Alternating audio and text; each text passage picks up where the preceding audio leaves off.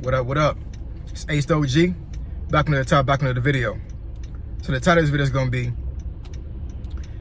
what makes a successful content creator? Or what makes content creators successful? So admin notes, thanks again to all the subscribe to the channel.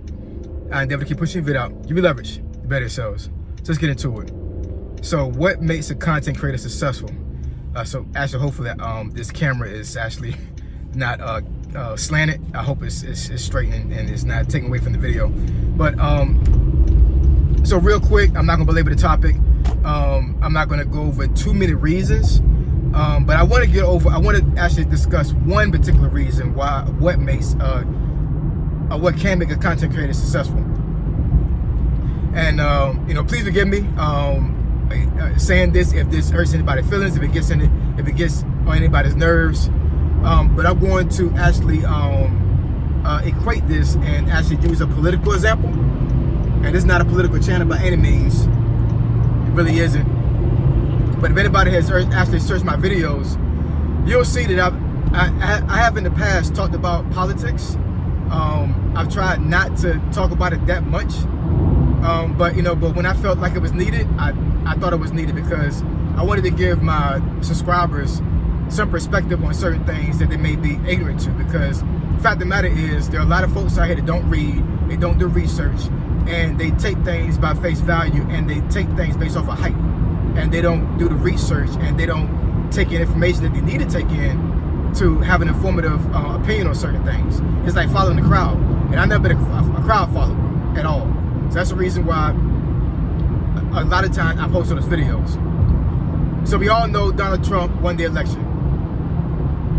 And I'm not going to get into, the rallies they had, whether it be Kamala Harris rallies or Donald Trump's rallies. But I saw a newscast a couple of days ago, and actually I saw a podcast from Anton Daniels, one of the guys that I follow. And he made a podcast where he was listening to, actually it was a reaction video, I'm sorry. And he was reacting to one of the newscasts that was talking about Kamala Harris's campaign being $20 million in debt. And they gave us some statistics on that particular newscast. They showed some numbers. And the numbers they showed that Kamala Harris's campaign raised a little bit over 2.some billion. And Donald Trump's campaign raised about 1.some billion. But apparently Donald Trump's campaign only used barely 400 million of that 1 billion. So they had plenty of money left over, versus Kamala Harris campaign raised 2 billion and was in the hole once it ended 20 million. How in the world can you raise $2 billion in campaign money and you wind up actually being 20 million in debt? That means you got to pay back some of these folks, right? That is absolutely crazy. But then when I thought about it, I was like, you know what? This is the demographic of what Democrats are. A lot of Democrats are poor.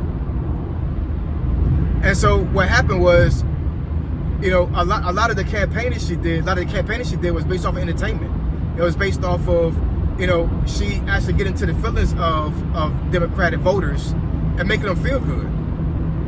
When in the meantime, there's been turmoil over the last 2 years in the economy and other things when it comes to politics and just America as a whole. Like a lot of Americans was hurting.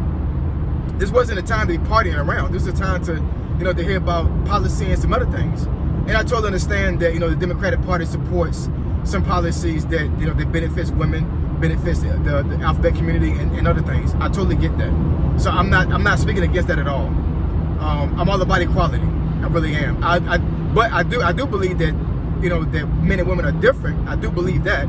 But when it comes to, like certain rights and stuff, I don't believe in censoring people's rights, if that makes any sense, right?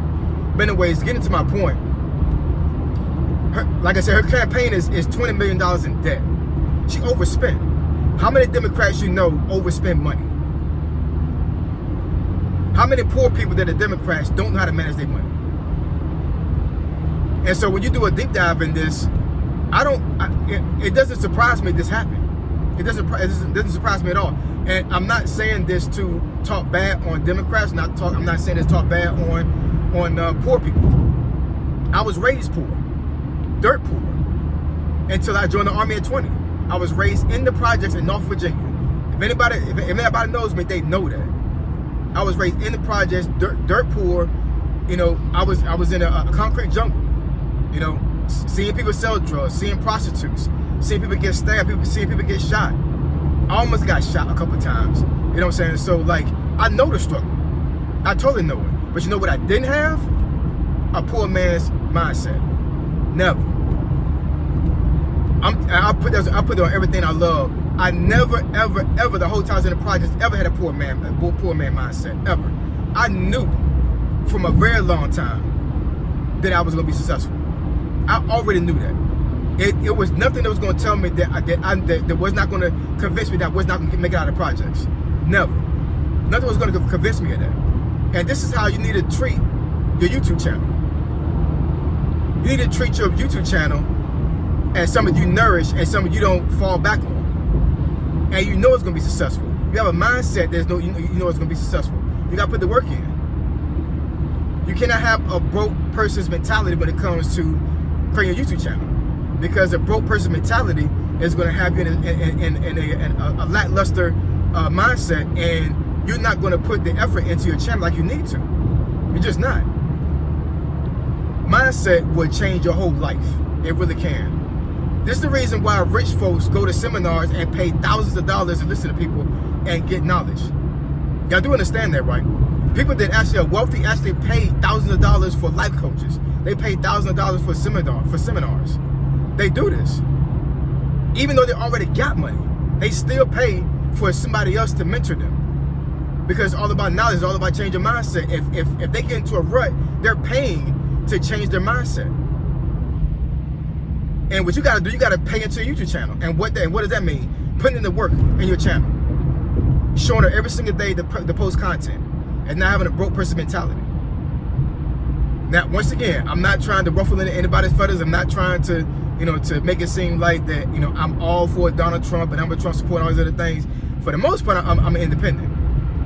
But I will say this. I don't like being broke. I'm going to say that again. I don't like being broke. So I already knew what was going to happen if Kamala Harris won. The economy was going to go even deeper than what it was. Her campaign mismanaged money to the point where they're $20 million in debt after the election. So what makes you think that the economy was going to get any better as she got elected? Now, of course, there are a lot of folks that will say that they don't care about the money. They care about the rights that was lost based off of policy that she had versus Donald Trump. Totally get that too. I totally get that. I'm just equating this to your YouTube channel because at the end of the day, you can't mismanage your content.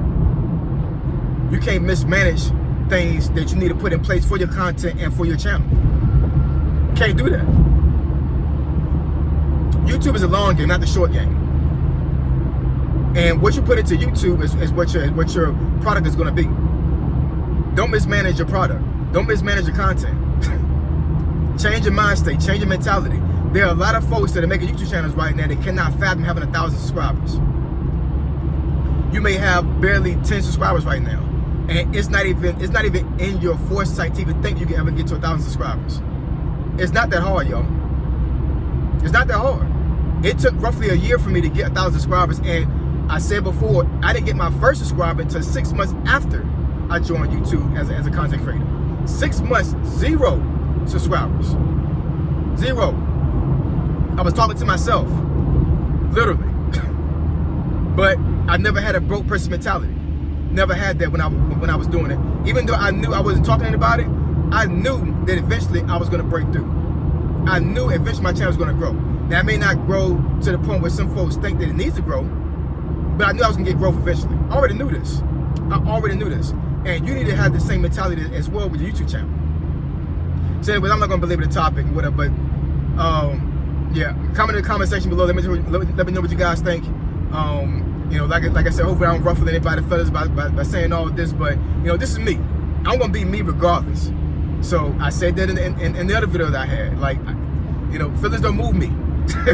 I'm not saying I'm a robot. I'm not saying I can't feel anything. I'm just saying, like, it's very, very hard for folks to move me. because when I got my mindset on something, nobody can tell me anything different. Nobody. So anyway, we want to discuss the topic of certain they benefit your channel. Email me at findingfitnessfolk@gmail.com. My email address is in the description below. Say so, G. Signing out. I'm gone.